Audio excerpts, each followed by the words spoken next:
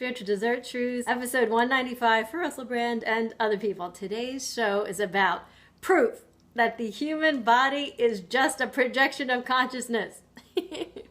We are going to explore how your human body is just a holographic projection of your consciousness and how you directly influence that hologram and thus have complete control over the physical health of your body. Human thought determines reality. One of the key principles of quantum physics is that our thoughts determine reality. Early in the 1900s, they proved this without a shadow of a doubt with an experiment called the double slit experiment. And they found that the determining factor of the behavior of energy particles at the quantum level is the awareness of the observer. Yes. For example, electrons under the same conditions would sometimes act like particles, and then at other times they would switch to acting like waves, formless energy. Because it was completely dependent on what the observer expected what was going to happen.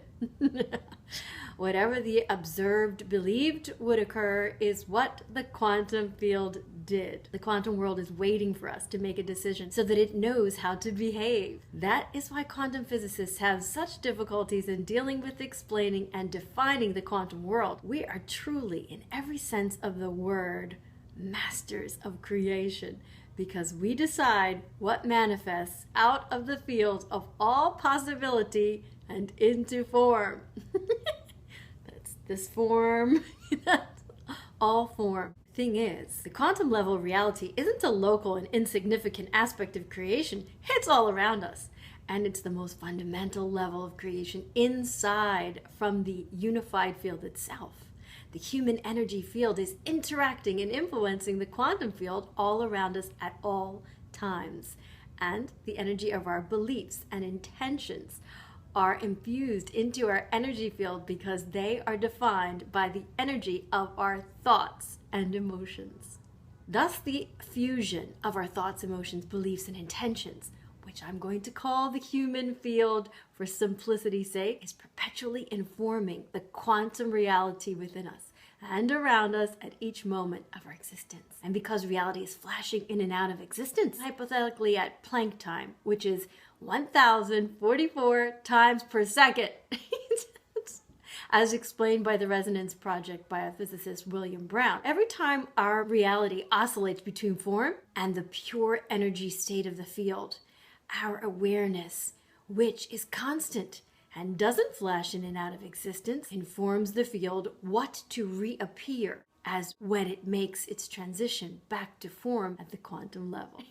So I think of our thoughts of these ideas, the spark, and then it spirals out in the Fibonacci spiral, getting larger and larger and larger, involving every part of the universe. So I guess what we have to really pay attention to is, what are you focused on? Every time that we oscillate into formlessness, we have complete and total control and responsibility over what we choose with our attention to manifest out of the field in the next moment. And our power and ability to do so relies entirely on what we believe and how we're feeling.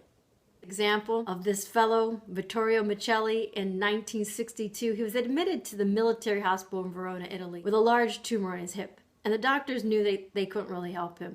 So his case was deemed hopeless and he was sent home without treatment. And after about 10 months, his left hip bone had completely disintegrated. As a last resort, he traveled to Lourdes, France, and he bathed himself in the spring there, which is a Christian holy site famous for producing miracles. Immediately, he started feeling better. He regained his appetite and bathed himself a few more times before he left. And after a few months of being home, he felt such a powerful sense of well-being that he urged the doctors to x-ray him again. And they were astonished to find that his tumor had shrunk. Over the next several months, they kept a close watch on him, and his x-rays showed that the tumor kept on shrinking until it was gone. And once his tumor disappeared, his hip bone started regenerating. After 2 months, he was walking again, and several years later, his hip bone had been completely regenerated. Vatican's medical commission, in their official report, said a remarkable reconstruction of the iliac bone and cavity has taken place. The x-rays made in 1964, 65, 68, and 69 confirmed categorically and without doubt that an unforeseen and even overwhelming bone reconstruction has taken place of a type unknown in the annals of world medicine. So pretty much it seems like he believed that it was getting better, and it did. So ordinarily this is just deemed miraculous, and it absolutely is. But I find that the miraculous part is how his energetic structure of our material form knew exactly what to replace and what to look like.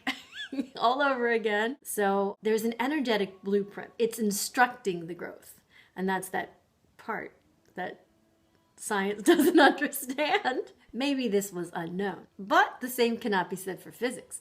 At the atomic level, atoms bond with one another to form molecules, which have specific geometric structures. And if there is an energetic blueprint, which they are adhering to, which dictates the shapes that they maintain together, if our bodies are a projection of our consciousness, then our consciousness would create an energetic blueprint, which our atoms and molecules align with to create our bodies. There is highly suggestive evidence of the existence of this energetic blueprint or human energy field in the new research of DNA, which proves that it's transmitting, receiving, and thus reading energy directly from this field.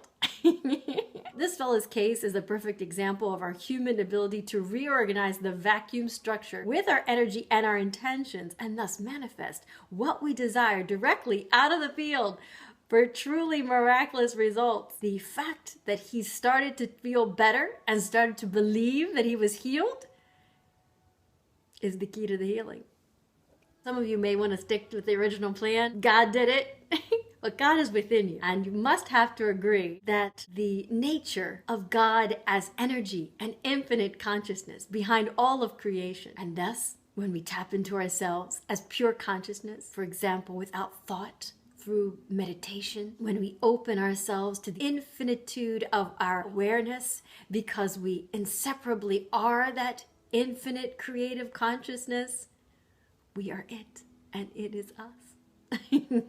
We open up to that energy, we allow ourselves to be flooded with a powerful sense of well-being and knowing, which has astounding power to create reality and directly affects our biology as a projection of consciousness. I want you to really internalize the understanding that reality is flashing in and out of form. This is crucial, absolutely crucial in understanding our ability to heal, because if half of the time we are formless, then who we really are, because obviously our bodies and the material world is illusory to a degree. And what is the blueprint which is guiding the rearrangement of our bodies each time we quite literally rematerialize? The answer to both these questions would be consciousness. Our bodies are a holographic projection of our consciousness, and they are the sum total of our beliefs about ourselves. We can change our beliefs about ourselves, and thus we can change the energy that defines our human energy field. Then we can change the energetic blueprint which our body aligns with as it rematerializes back into the form 1044 times per second. Structure and dynamics of our consciousness, which makes us both a fractal and a holographic expression of this infinite God consciousness, can be found in Nassim Haramein's holographic, try to say that quickly, universe theory, and his work Crossing the Event Horizon. Deepak Chopra told us a story that illustrates this perfectly in his book, How to Know God. A friend of his injured his foot while working out in the gym because he was unaccustomed to using one of the machines and strained it. The pain in his foot increased over the next few days, and he found it increasingly difficult to walk. So upon medical examination, it was found that he had a common ailment known as plantar fasciitis, in which the connecting tissue between the heel and the front of the foot had been stretched or torn. His friend decided not to have surgery and instead to tough it out But in time, he found it so painful and difficult to walk that he sought out a Chinese healer in desperation. This Chinese man was ordinary by appearance and gave no evidence of being mystical or spiritual in any way. The injured friend of Deepak continues. After gently feeling my foot, he stood up and made a few signs in the air behind my spine. He never actually touched me. And when I asked what he was doing, he said he was simply turning some switches in my energy field. He did this for a minute or so and then asked me to stand up. I did, and there was no sensation of pain, not the slightest. You have to remember that I had limped in, barely able to walk. In amazement, I asked him what he had done. He told me that the body was an image projected by the mind, and in a state of health, the mind keeps this image intact and balanced. However, injury and pain can cause us to withdraw our attention from the affected spot. In that case, the body image starts to deteriorate. Its energy patterns become impaired, unhealthy. So the healer restores the correct pattern. This is done instantly on the spot, after which the patient's own mind takes responsibility for maintaining it that way. It's fascinated me and inspired ever since I heard it. As we have seen, reality is flashing in and out of existence, innumerable times every second, oscillating between form and formlessness. And quantum physics knows that our thoughts and beliefs influence the quantum reality, which is the source of material world. Therefore, it's only natural to assume an energetic and formless source for all of creation, including our physicality. I think it is absolutely clear that we must start to consider ourselves as more than a physical body. In truth, it is much more coherent to think of ourselves as luminous energy field, organizing ourselves into a body, or as a pure consciousness manifesting and temporarily experiencing this level of reality through our bodies. New evidence is clearly illustrating that our mind is non-local and it is independent of the brain, which means it doesn't need the brain, or the body for that matter, to exist. We are so much more than we think we are, and infinitely more than we have been led to believe. The next step we have to take, moreover, the next step of our human evolution now involves us learning how to use and hone this power that we have to influence reality and literally manifest anything that we directly wish out of the field, from a new hip to perhaps better eyesight or a fit and healthy body, all the way to a new life. I love you. There's more. I am dressed because of my friend's birthday. It is freezing cold. And if it wasn't her birthday, I don't like wearing clothes. Oh, me. It looks like I don't need to. I'm an energy field. Love you.